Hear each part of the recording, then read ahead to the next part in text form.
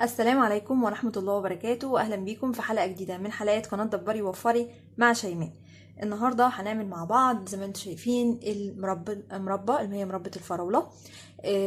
طبعا الفراولة دلوقتي ما شاء الله مغرقة السوق، والأسعار بتاعتها نزلت وبقت حلوة جدا. أنا جايبة الكيلو من دي ب5 جنيه، يعني سعر ممتاز جدا ومش هتلاقي أقل من كده. يعني هو أقل حاجة اللي هي ال5 جنيه في السوق. خلاص. هنعمل النهاردة كمية 2 كيلو. انا هعمل لك مقدار 2 كيلو، انت عايزه تعملي كيلو براحتك، عايزه تعملي اكتر من كده ضعفي الايه المقدار براحتك برضه. انا هديكي المقدار المظبوط بتاع المربى وانت بقى امشي عليه. 2 كيلو مربى، 2 كيلو فراوله هنعمل عليهم كيلو سكر. ال2 كيلو فراوله هنعمل معاهم كيلو سكر. خلاص، كيلو سكر صافي. وكمان معانا ليمونه كبيره، لو الليمون عندك صغير اعملي 2. خلاص. طيب، في حاجه برضو تانية في المربى نوعين، يا اما بتبقى بيوريه اللي هي بتبقى ناعمه خالص مش قطع، يا اما القطع.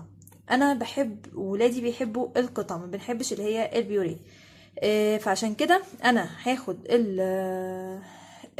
الفراوله اللي انا غسلتها دي، دول 2 كيلو غسلتهم وشلت منهم العنقود الاخضر اللي بيبقى فوق ده وقطعته.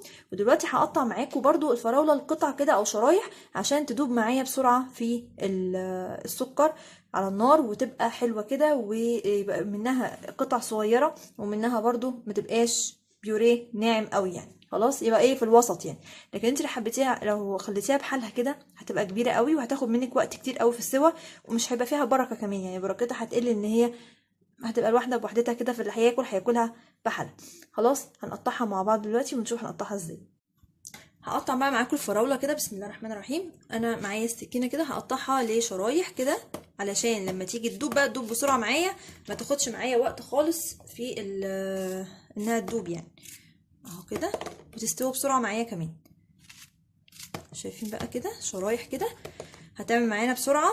او عايزه تقطعيها مكعبات براحتك كده، برضو مكعبات صغيره، يعني اي تقطيع بقى انت عايزاها انت اعمليها. خلاص، انا هخلص بقى تقطيع كل الفراوله اللي معايا دي وارجع لكم تاني نشوف هنعمل فيها ايه. بعد ما خلاص قطعت الفراوله كده زي ما انتم شايفين، قطعتها لقطع صغيره.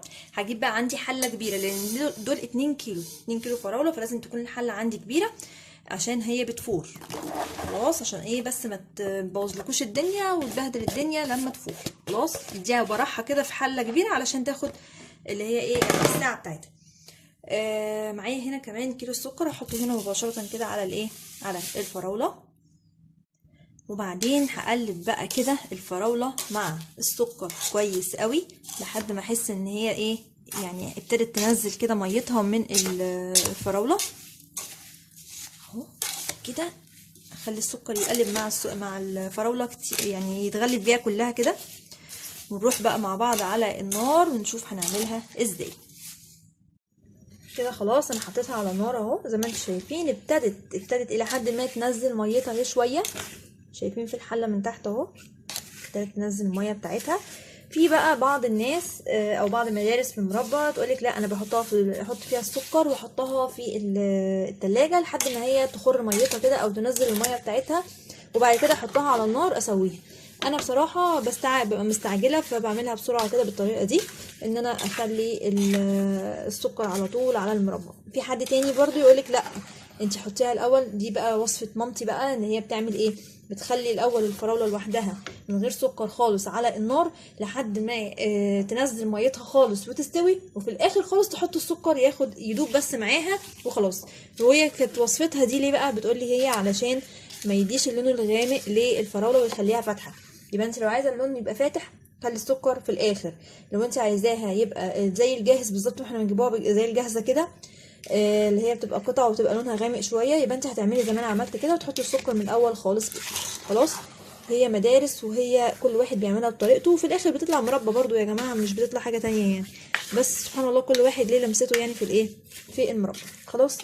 طبعا هفضل بقى اقلب كده على نار عاليه لغايه دلوقتي لحد ما احس ان هي نزلت ميه كتير منها في الحاله دي وابتدت تغلي. في الحاله دي هبتدي بقى اوطي عليها النار واسيبها بقى ساعه ساعه ونص لحد ما احس ان هي ابتدت تدوب خالص والسكر ده داب معايا خالص. وطبعا انا معاكم مرحله مرحله كده وهوريكم واحده واحده.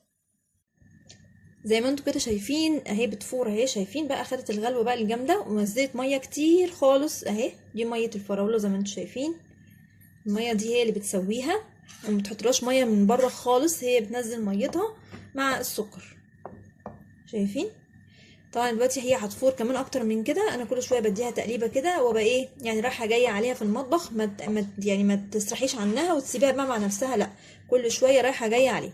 خلاص في المرحله دي بقى انا هديها غلوه كده على نار عاليه زي ما انتم شايفين كده، بتاخد يعني فورانه كده حلوه كده وغلوه حلوه على النار العاليه، وبعد كده اوطي عليها خالص وافضل برضو رايحه جايه عليها اقلبها وارجع تاني، يعني كل مثلا ربع ساعه اجي ابص عليها كده واقلبها وارجع تاني. خلاص لحد ما احس بقى القوام اللي انا عايزه اوصل له. هوريهولكم برده في الاخر هيبقى عامل ازاي. ما تلاقيش بقى قطع المربى الفراوله دي كده صحيحه كده، هتلاقيها دايبه خالص في قلب الشربات بتاعها ده او في قلب الصوص بتاعها ده. وبرده هوريها لكم في الاخر انا عايزه اوصل لمرحله ايه. دلوقتي بقى في المرحله دي خلاص انا قعدت بتاع حوالي ساعه اهي على النار.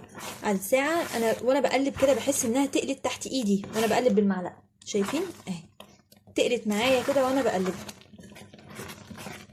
المرحله دي بقى كده حلو جدا. عشان اختبرها اكتر واكتر جبت طبق اهو، وهحط فيه جزء كده. لو فرشت معايا يبقى هي لسه ايه عايزه تاني، زي ما انتم شايفين اهي زي ما هي في قلب الطبق. خلاص يبقى هي مش محتاجه مني غلوه كمان تاني ولا حاجه. اخر حاجه هحطها بقى هي عصره الليمون اللي احنا قلنا عليها، اللي هي بتاعت الليمونه. ليمونه تكون كامله كبيره او ليمونتين صغيرين، عشان احنا عاملين 2 كيلو. خلاص كده لو انت هتعملي كيلو واحد بس يبقى كفايه نص ليمونه كبيره او ليمونه واحده صغيره. هديها بقى غلوه كده وبعدين اطفي النار على طول. وده كده الشكل النهائي للمربى بتاعتي النهارده زي ما عملناها مع بعض. سبتها طبعا لما بردت خالص وابتديت اعبيها في البرطمانات. شايفين بقى لونها حلو جدا ازاي؟ بصوا اللون ما تفرقهاش عن الجاهزه اي حاجه. وكمان القطع بتاعه الفراوله دابت خالص اهي، مبقاش لها اثر. تمام، بقت ايه، بقت يعني بيوريه كده الى حد ما شويه، بس برضو مش يعني مش زي اللي هي المضروبه في الخلاط يعني. تمام. طبعا عملت معايا كميه كبيره جدا ما شاء الله. عملت معايا برطمان تاني قد ده كده، ويعني برطمانين من دول والعلبه دي كمان. فكميه حلوه جدا تتشال رمضان ان شاء الله. كل سنه وحضراتكم طيبين. ولو عجبتكم بقى طريقه المربى بتاعتي النهارده، اوعوا تنسوا تعملوا لايك وشير واشتراك للقناه، وما تنسوا تفعلوا الجرس عشان يوصلكم كل الجديد من فيديوهاتي. اشوفكم في فيديو جديد. باي باي.